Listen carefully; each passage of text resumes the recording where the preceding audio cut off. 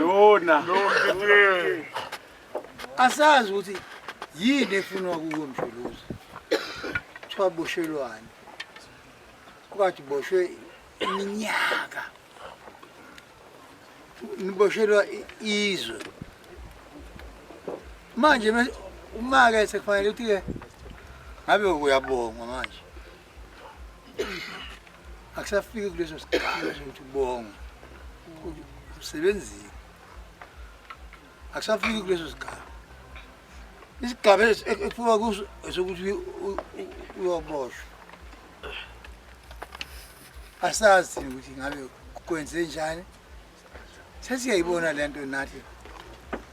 Hayi. Lento uhlanga lo. Ulwa nawe ngoba ungumZulu.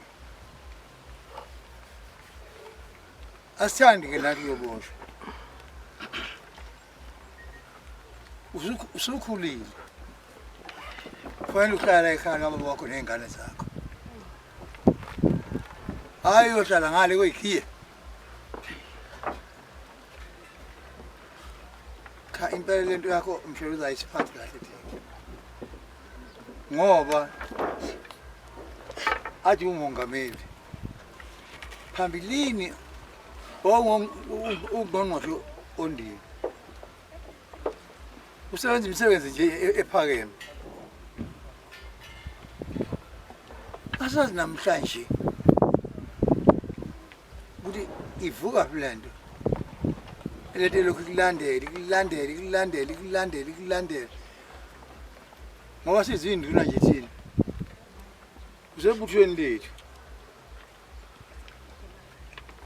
Ngoba usubuyile nje la ekhaya.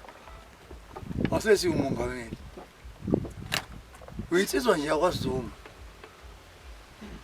Esebuthweni lami yongumdikiri nenduna. Sikuphethe. Manje lo ukudlalwa ngawe ayi akusiphathi kahle. Akusiphathi nje kahle neze. Ngoba asiyadle into ukuthi isukaphi. Ufunwani. Inkosi ke kakhulunywa ngaleli khaya. Lethe lakhishwa nje emaphepheni.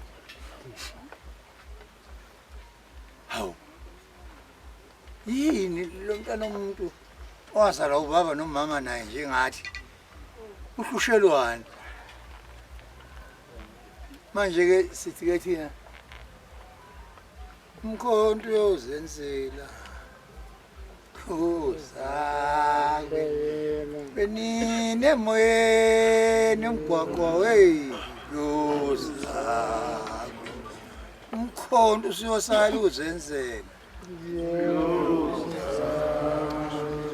Benine moyeni umgwaqwa wey sho njalo ke thina Mshuluzi. Umkhonto sekufanele uzenzele. Ufuna impi manje.